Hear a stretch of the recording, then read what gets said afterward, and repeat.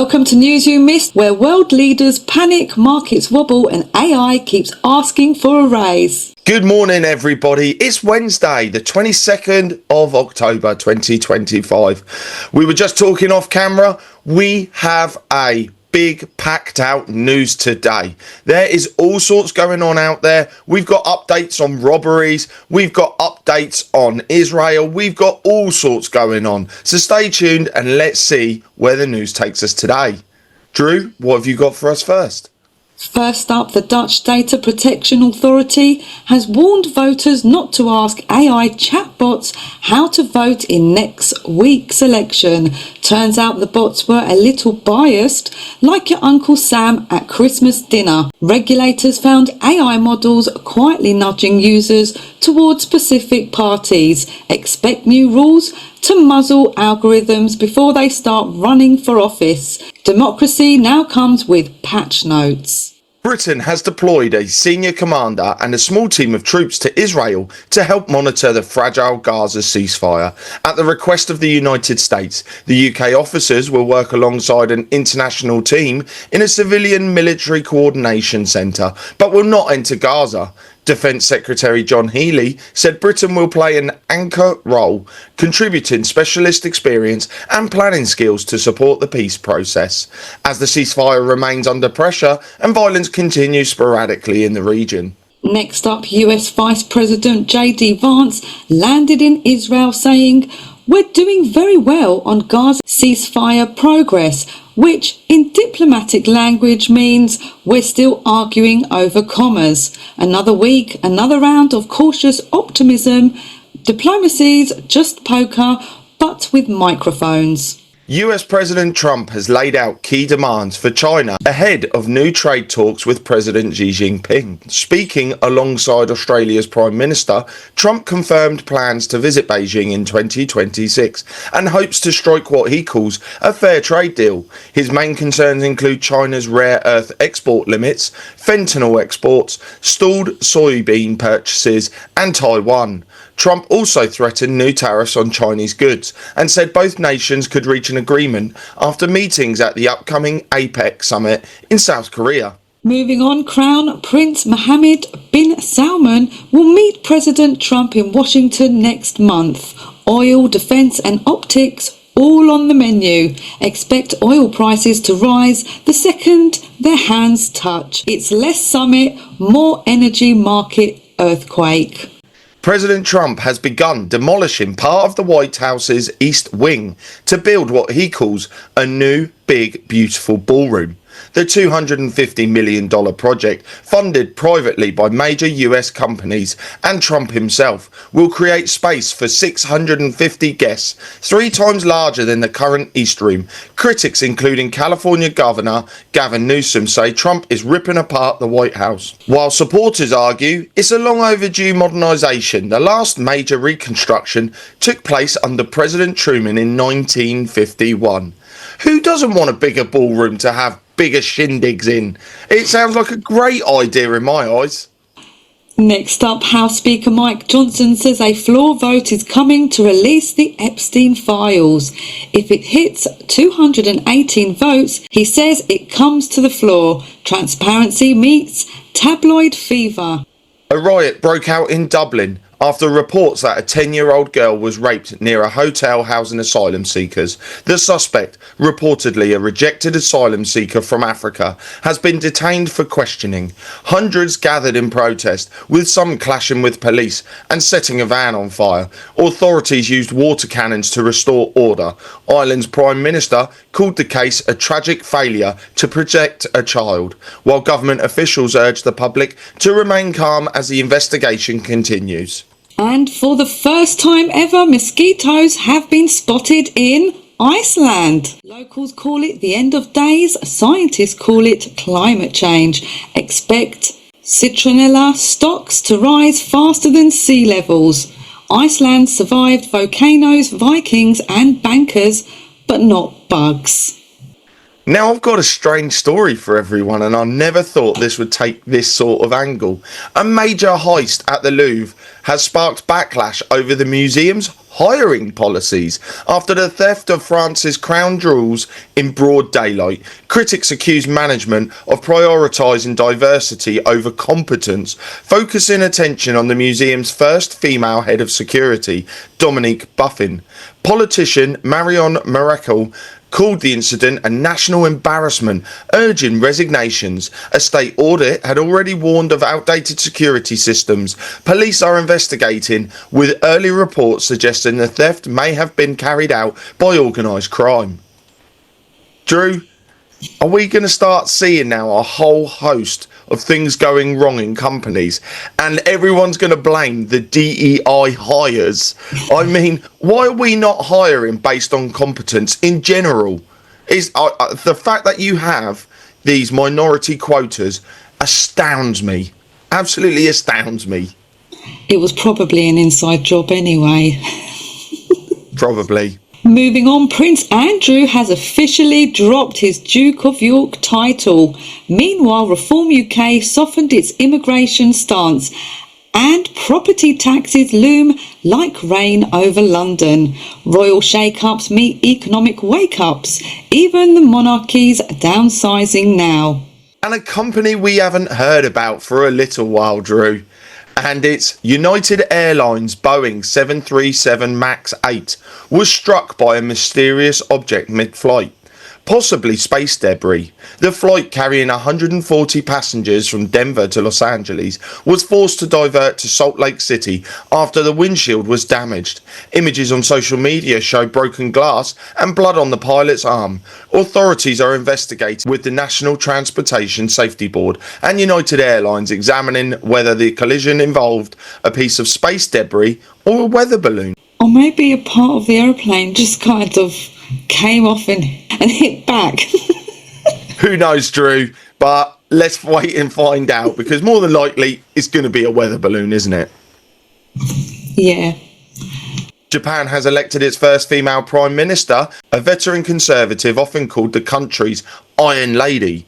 Takeshi is expected to pursue a more assertive security policy, including closer military ties with the US, higher defence spending, and support for revising Japan's pacifist constitution. Domestically, she backs traditional social policies and stricter immigration controls. Her leadership comes amid rising tensions with China, a decline in birth rate, and public frustration over political scandals, marking a challenging start for her administration. And my last news story, a Slovak court has sentenced 72-year-old pro-Ukraine activist Juraj Cintula to 21 years in prison for the attempted murder of Prime Minister Robert Fico. Cintula admitted to shooting Fico at close range during a public event last year, saying he opposed the government's policies towards Russia and Ukraine. The court ruled the attack was an act of terrorism. Fico, who survived 4 gunshot wounds, later blamed opposition figures and the media for fueling hatred that led to the attack. Now, Drew, the reason why I'm bringing this story up more than anything, is it me, or is the far left the violent ones? They're the ones shooting everybody. They're the ones killing everybody. I mean, this is looking more and more like, if you're a lefty, you're mentally deranged. And this is hard facts we're looking at here. How many times did President Trump get shot at? How many times did politicians in Europe get shot at by far lefties? Charlie Kirk, killed by a far lefty. This is like showing more and more that this is a mental derangement syndrome. I don't know, you tell me, but the evidence is quite clear. I don't know about you, Drew. It is very clear. And that was your morning rant. And moving on from daily news, where the world's spinning and we're dizzy but smiling. Let's see what the markets did while we were distracted. Paul, what's your first one? Wow, Volkswagen is facing a potential financial crisis, with reports that the company could be 11 billion euros short next year, threatening planned investments and operations. Profits have fallen. Business in China is weak, and competition from local EV makers, along with US tariffs, has added pressure. The automaker is cutting costs across marketing, sales, and some investments, and may sell assets to raise funds. Leadership changes aim to stabilise the company, with CEO Oliver Bloom focusing on a major restructuring through 2030. Next up, the IMF bumped global growth for 2025 to 3.2% thanks to easing tariffs and the global AI boom. Not booming, not busting, just existing. If the world economy were a student, I'd get a C+, and A tries hard. A charity that once ran more than 100 bank accounts has been slammed for financial mismanagement. The trustees at Mountain of Fire and Miracles Ministries apparently thought oversight was optional, letting branches open accounts, buy property and sign contracts like it was monopoly money. The Charity Commission had to step in, freeze assets and bring in an interim manager to teach them how money works. After years of chaos, the charity is finally back on track. Proof that even miracles sometimes need a spreadsheet. Moving on, President Trump announced new tariffs on Chinese imports starting November the 1st. Expect higher prices on gadgets and a record year for smugglers named Jeff from Shenzhen. That's not protectionism, it's retail therapy with paperwork. Gold fell 6.3%, silver more than 8%, as traders shrugged off trade tensions easing and a stronger dollar. After trying to break $4,400 like a stubborn toddler hitting the candy jar, gold have finally admitted defeat. So if you've been dreaming of a gold-plated yacht, maybe hold off for now. And over to crypto, the XRP soared past $2.50 after panic selling below $1.90, a textbook case of peak FUD and contrarian profit.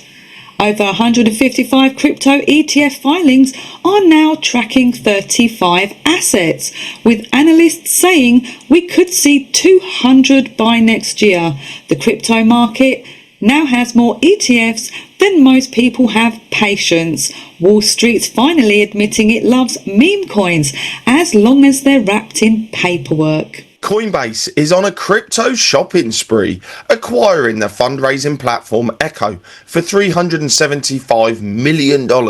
This marks their 8th acquisition this year, as they aim to become the Amazon of blockchain capital. Echo, founded by crypto influencer Jordan Fish, has helped projects raise over $200 million since its launch. Now, with Coinbase's backing, they're set to expand their reach. The deal was part of a broader trend of increased mergers and acquisitions in the digital asset space, driven by a crypto-friendly US administration. And ETF flows on October the 20th showing $40 million in BTC and $145 million in ETH sold off. Institutions took profits, retail took aspirin. Wall Street hodls until it gets bored. And crypto fans got a rude wake up Monday morning as Amazon Web Services went down, leaving MetaMask showing zero balances and the Base network gasping for breath. Coinbase and OpenSea weren't spared either. East Coast users basically watched their portfolios do a disappearing act. On the bright side, Ethereum gas fees plummeted to near zero, so technically you could have sent a single token across the blockchain for less than the cost of a cup of tea. Moral of the story, even in crypto, sometimes the cloud throws a tantrum and your digital coins go on vacation. Now, Drew, this story is a harrowing wake-up call to the crypto space. When everyone talks about decentralization and, it's supposed to be able to survive downtime and things like that, the only thing I understand is short of the internet going down, your crypto should still be able to stay up and running. This has just shown some very big weaknesses in apps and blockchains. So just have a little think, everybody, which cryptos you do invest in. And next up, Perp Dex Asta topped volume charts with $10.6 billion in 24 hours, just ahead of Lighter and Hyperliquid. The decentralized casinos open and everyone's counting chips in stable coins. Imagine Vegas, but the house is a smart contract. The Bank of England is sounding the alarm after the collapse of two US companies, First Brands and Tricolour. Governor Andrew Bailey warned it could be the canary in the coal mine, or, in simpler terms, one cockroach might mean there are more hiding in the financial kitchen. The Bank of England is now running stress tests while bankers nervously check under the rug. So if your portfolio starts squeaking, don't panic yet. Just maybe keep an eye on the credit crumbs. And the Federal Reserve is exploring payment accounts to let crypto and fintech firms access Fed rails without becoming banks. Wall Street meets Web3. Cue the regulatory rom-com. It's complicated status pending approval. My last financial. The yen took a little tumble after Japan elected its first female prime minister. Traders are worried her bold policies might make the Bank of Japan break a sweat or break the yen. The dollar, on the other hand, is feeling strong, probably flexing in the mirror after a week of good news on Trump's trade optimism. Meanwhile, the euro and sterling are trying to keep up but are tripping over their own shoelaces. Looks like global currencies are having a real roller coaster day. Hold on to your wallets. OpenAI unveiled its own browser, ChatGPT Atlas, blurring the lines between search engines and AI assistant. Google just spit out its coffee. Atlas holds up the world and your tabs. And Galaxy Digital reported $505 million net income for Q3, with $3.2 billion in equity and $1.9 billion in cash and stables. When crypto's booming, so is Galaxy, literally and figuratively. If Elon Musk made a hedge fund, this would be it. And that's your financial forecast, where the numbers move, the jokes land, and the coffee never cools. Next up, Hackers Corner, where malware meets mayhem. Paul, what's your first one? Oh, well, Drew. First up, Operation Snappy Bee. A Chinese-linked hacking group weaponised antivirus software, Norton and BitCav, to slip in Snappy Bee, a new ShadowPad variant. The attackers turned security tools into Trojan horses. Expect telecom audits across Europe and some awkward vendor calls. When your antivirus catches a virus, it's officially lost its job. Next up, 7 out of 10 cyber attacks start with phishing emails. Crime has officially gone SaaS. Subscription-based evil. More inbox trap, fewer careful clicks. Humanity's biggest vulnerability? Curiosity and caffeine. Russia's malware makeover. Russia's cold driver hackers rebuilt their tools in 5 days, launching Neurobot, Yes Robot, and Maybe Robot. Hidden behind fake capture screens, they target NATO researchers. They're fast, they're flexible, and very annoying. These guys rebrand more often than reality TV stars. And Cisco, Asus, and QNAP routers have been turned into secret spy nodes. Hackers hid codes inside router firmware. Wi-Fi might now report to Moscow. Millions of routers, millions of headaches. Your router's not buffering, it's gossiping. And Meta rolled out a new scam alert for WhatsApp and Messenger, but one feature quietly broke encryption. Safer? Maybe. They fixed the lock by removing the door. And that was your Hackers Corners. Now, if you want to stay safe in crypto, you want to stay safe on your computer, head down to the description where we've got some links for you, which might just keep you that little bit safer. Now, we are heading over to our little AI segment. It's a new segment, but with everything going on out there with robots, drones, all sorts of weird AI tech, I feel like we need to cover it. Drew, what's your first one? Well, my first story is Open Evidence. The ChatGPT for doctors hit a $6 billion valuation. It's already assisting 40% of US physicians. The future of medicine is AI and probably behind a paywall. WebMD, just rage quit. Waymo's school bus oops. A Waymo robo-taxi overtook a stopped school bus, unloading kids. The car's sensors missed the stop signal. Federal investigation is underway. Humans feel slightly less replaceable. Self-driving, self-incriminating. Now, if I'm not mistaken, we reported the other day that those taxis were coming to London soon. Yes, we did, Drew. I think this is something that's coming across the world. Me, I'm all for it. because I hate driving. I feel like I should be sleeping or doing something a little bit more productive than driving. It just serves no pleasure for me. So I'm looking forward to trying a robo-taxi in London. Yeah, just don't sleep while you're driving, while it's driving you, just in case. And next up, Kohler's Decoder toilet scans waste for health data. The Internet of Things just entered your bathroom. Great for diagnostics, terrible for privacy. Alexa, delete what you just saw. And this is a wonderful story how technology can help people. AI gives sight to the blind. AI-powered smart glasses restored partial vision in blind patients using microchip implants. It converts light into electrical pulses that talk directly to the brain. Science fiction just became science function. You lose one sense, gain Bluetooth. And sadly, Amazon plans to replace 600,000 US workers with robots. The company calls it efficiency. The workers call it early retirement. Automation's here and HR isn't. Alexa's family reunion is getting out of hand. Do you know what, Drew? We know what's coming though, because the government's going to have to do something, because mass unemployment is going to destroy entire economies. I think we're going to see a robot tax, which will be slightly more expensive than hiring a human being. They're going to have to do something, because if no one's got anything to do with work, they're going to start turning their eyes to the government and the banks.